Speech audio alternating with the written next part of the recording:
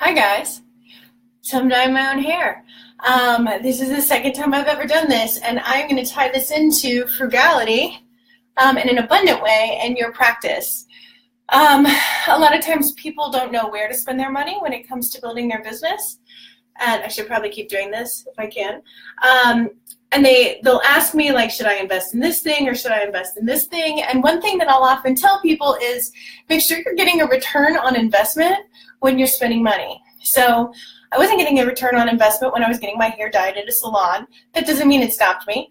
But when I had long hair, it made a lot more sense than now when my hair is like at most 3 inches long.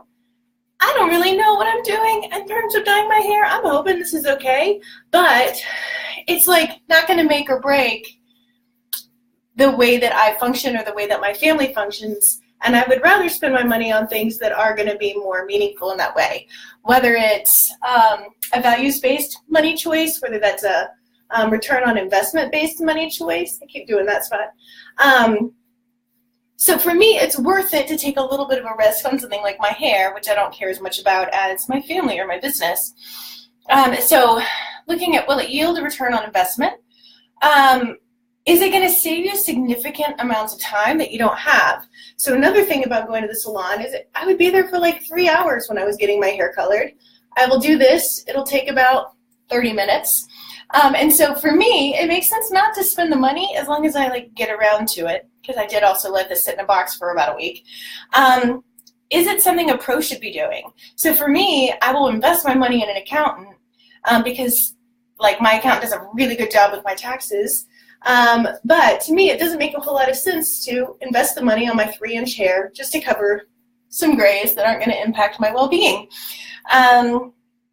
Would it be hard to justify the expense in your practice to somebody else, like somebody else also in the field? Sometimes our significant others or our friends who are not in the field don't necessarily get, if I'm totally jacking up my hair, y'all let me know.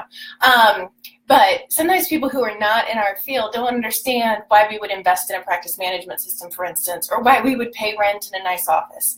I happen to find those things important. I don't think it has to be the nicest office in town, though I do really love mine. But when we're thinking about our return on investment, for instance, going back to our first point, it's really important to think about where we're putting our money. So today, as I was thinking about where I'm putting my money in home hair dye, I was just thinking about you guys and how hard it can be to sometimes know whether or not it makes sense to spend money on certain things in our practice. So yeah, wish me luck.